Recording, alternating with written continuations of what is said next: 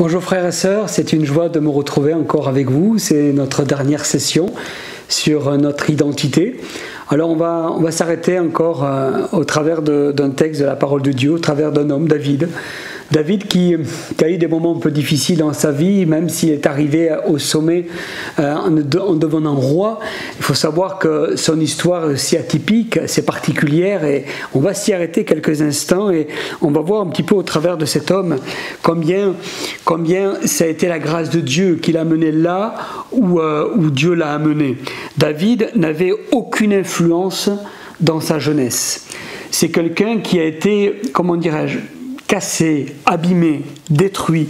Dans le psaume 51, verset 7, un verset révélateur. David déclare avec une certaine souffrance, il dit « Je suis né dans l'iniquité et ma mère m'a conçu dans le péché ». Rien que ça. On s'aperçoit que ça n'a pas été facile pour lui, ça a été vraiment des moments douloureux déjà dès le départ. Dès le départ, ça a été des douleurs, des souffrances, des moments de tension. Il faut savoir qu'il n'était pas seul, il n'était pas fils unique, puisqu'il avait plusieurs frères, des sœurs. Et suivant ce que vous avez vécu ou entendu dans votre enfance, vous allez avoir une perception de vous vraiment dénaturée. Vous allez vous accepter ou vous rejeter, vous allez vous aimer ou vous détester. Et certainement qu'en grandissant, il s'est senti vraiment dans une forme de rejet. C'était même certain, il était dans le rejet de lui-même, parce qu'on l'avait rejeté. N'oublions pas, on va le voir dans quelques instants, que son père l'a rejeté à un moment donné. Il l'a mis de côté, il n'a pas été accepté. Et ça a été vraiment une très grande souffrance pour lui. Samuel était à la recherche d'un roi, et vous connaissez cette histoire. Et Samuel est allé voir le père de David, Isaïe, pour lui dire, voilà, je cherche un roi parmi tes enfants. Dieu m'a montré que parmi tes enfants, il allait sortir un roi.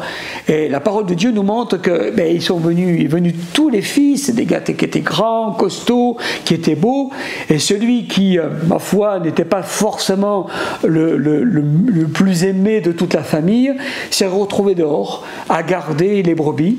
C'était le berger, le petit berger, le jeune homme de 12 ans, qui s'appelait David. Et David a été mis de côté. Vous voyez déjà, dès le départ, il a senti, dès le départ, il s'est dit qu'il était né dans l'iniquité, que sa mère l'a conçu dans le péché. Et à l'âge de 12 ans, alors que ça faisait déjà 12 ans qu'il était dans sa famille, il y avait du rejet, il y avait de l'indifférence, il y avait des préférences pour ses frères, ses sœurs. Il y avait une véritable souffrance dans son cœur. Et quand il a su que Samuel venait à la maison et que lui, il était au loin, je ne sais pas ce qui s'est passé dans le cœur de ce jeune homme.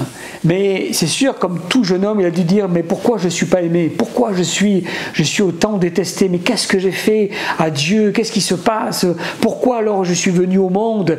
Et il y a toutes sortes de pensées. Vous savez, après, on s'installe la crainte, s'installe un manque de confiance en soi, de la suspicion, parce que finalement, on ne sait pas si les personnes, quand elles vont bien vous parler, si elles vous parlent en disant la vérité ou si juste pour vous faire plaisir.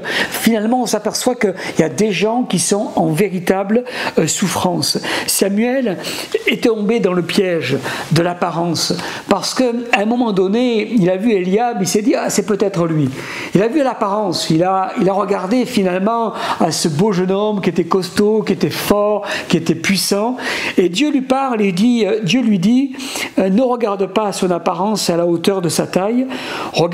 L'homme regarde à ce qui frappe les yeux, mais l'Éternel regarde au cœur. 1 Samuel, chapitre 16, verset 7. Qu'est-ce que ça fait du bien?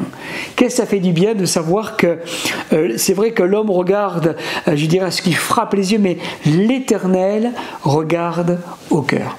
Sache, mon ami, que Dieu regarde à ton cœur. Il ne regarde pas à l'apparence, il ne regarde pas au travers de ce que les hommes ont pu choisir. Peut-être que tu as été très souvent mis de côté dans ta famille, peut-être auprès de tes frères, de tes sœurs.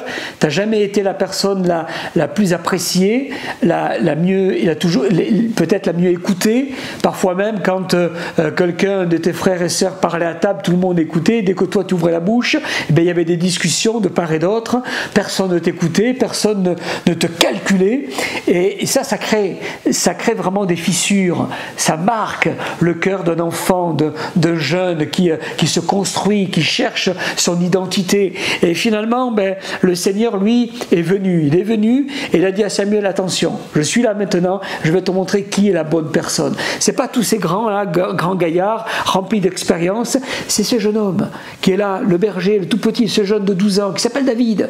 C'est lui que j'ai choisi. Vous voyez que Dieu ne regarde pas l'homme plutôt ne regarde pas à l'apparence. Dieu regarde au cœur. Dieu regarde à qui nous sommes. Et ça, c'est quelque chose juste d'extraordinaire, de puissant, de réconfortant, parce que finalement, c'est Dieu qui, en fait, te qualifie pour que tu aies ton identité. Ce n'est pas, je dirais, au travers d'un rôle.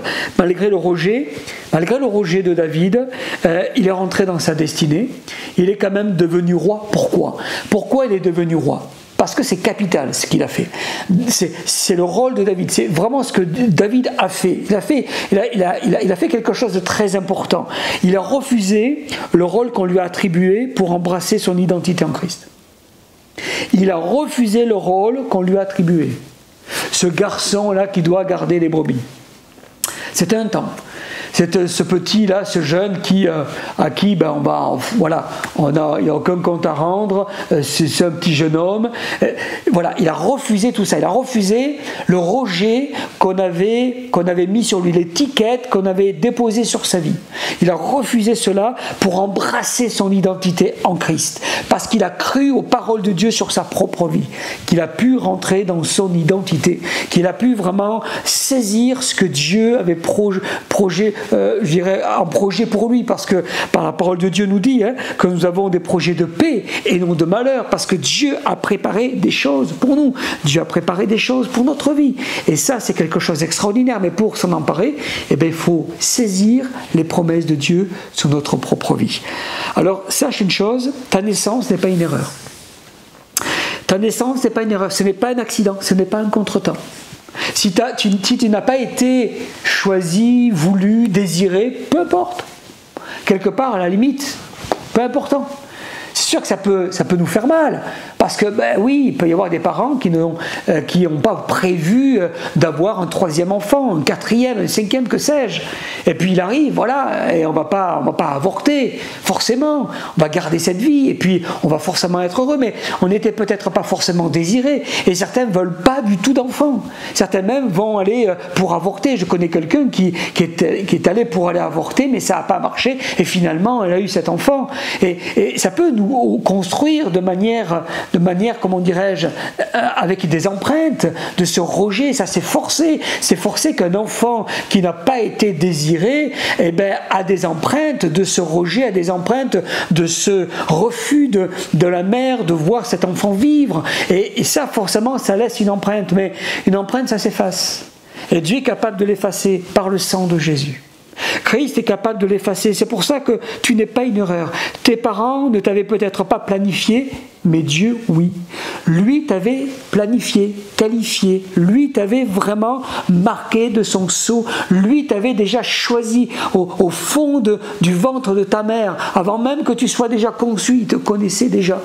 Et c'est ça qui fait que tu as une vraie identité, non pas en toi, non pas au travers d'une idole, d'un fan, mais au travers de la personne de Jésus-Christ. Avant de t'avoir formé dans le sein de ta mère, je t'ai choisi. Et c'est ce que dit le Seigneur. Et ça, c'est quelque chose de fort. Alors, la façon comme tu vas te percevoir, va changer le courant de ta destinée. Qu'est-ce que tu veux réellement ? Lui, David, ne s'est pas laissé écraser par son passé, par les paroles de ses frères, les propos et je dirais les réactions, les attitudes de son père. Il a choisi de saisir et de changer le cours de sa destinée en croyant aux paroles de Dieu, en croyant aux paroles du Seigneur. Alors, soit tu es ce David qui reste disqualifié par les siens, c'est-à-dire par son père et ses frères, soit tu deviens ce David qualifié et positionné par ton Père Céleste. C'est à toi de choisir. Et David, lui, il a choisi d'être qualifié par son Père Céleste. C'est une affaire de position. c'est une affaire de choix. C'est une affaire de, je dirais, de vérité contre mensonge. Et de saisir, de capter le cœur de Dieu pour connaître la pensée de Christ sur ta vie, sur ton cœur. Voilà ce que c'est l'identité. Et c'est pour ça que Paul dit, mais c'est plus moi qui vis, c'est Christ qui vit en moi. Si c'était lui et non pas Christ, ben, il serait resté meurtrier, il aurait continué à chasser les chrétiens, il aurait été violent, un ultra-religieux, mais le jour où il a vraiment embrassé le christianisme, le jour où il a saisi la pensée de Dieu, la vision de Dieu sur sa vie, alors tout a changé. Tout a changé, il est devenu de Saul de Tarse, il est devenu l'apôtre Paul, l'apôtre des hommes, l'apôtre des gentils, l'apôtre des frères, des sœurs, des hommes, des femmes de cette génération, et jusqu'à maintenant, l'apôtre Paul a été un instrument puissant entre les mains de Dieu, parce qu'il a accepté de quitter son rôle que les hommes lui avaient attribué en tant que religieux pour entrer dans son identité en Christ et devenant un instrument de Dieu et puissant pour le royaume du Seigneur, que son nom soit béni. Permettez que je prie pour vous maintenant et qu'au travers de tout ce que vous avez entendu, au travers de toute cette semaine où vous avez reçu ces pensées, ces capsules vidéo sur l'identité, vous puissiez maintenant vraiment saisir la volonté de Dieu, parce que la volonté de Dieu elle est bonne, elle est agréable, elle est parfaite, elle est tout simplement pour vous. Amen. Alors on va prier ensemble. Seigneur, je veux te prier pour mes frères, mes sœurs, pour ces amis qui sont là, Seigneur Jésus, au travers de cet écran, je veux te demander de poser ta main, d'agir au plus profond de leur cœur. Tu sais combien tu les aimes, tu sais combien, Seigneur Jésus, tu as des promesses pour eux, tu sais combien, Seigneur Jésus, tu veux les amener à ce qu'ils puissent embrasser leur futur en acceptant aujourd'hui dans leur présent, Seigneur Jésus, cette identité en Christ, Seigneur, à briser le mensonge sur qui ils étaient auparavant. Certes, le passé nous laisse une empreinte, mais que tu veux effacer au travers de ton sang. Seigneur, on va garder un souvenir, mais on va enlever les blessures, afin de nous permettre vraiment de rentrer dans notre futur, de construire notre futur dans la joie, dans la paix, tout en nous souvenant d'où nous sommes venus. Seigneur, je sais que David, en étant roi, se rappelait forcément qui il était dans son enfance. Mais il n'a pas tenu rigueur à son père, à ses frères, à sa famille. Seigneur, il est devenu cet homme de Dieu que tu as voulu qu'il soit. Et Seigneur Jésus, je veux croire au travers de ces instants, de ces moments, que Seigneur, tu vas permettre à ce frère, à cette sœur, à cet ami, d'être ce que tu veux qu'il soit dans le présent pour construire aussi un futur glorieux avec toi. Que ton nom soit béni et qu'à toi seul revienne toute la gloire, Père Céleste. Amen. Voilà, ça a été une joie pour moi de partager ces moments avec vous et j'espère que vraiment vous allez bénéficier de bénédictions et vraiment de sources de grâce au travers de tout ce que nous avons partagé à travers de cette semaine. Et on prie pour vous, on pense à vous et que vraiment le Seigneur vous accompagne. En tout cas, merci pour qui vous êtes.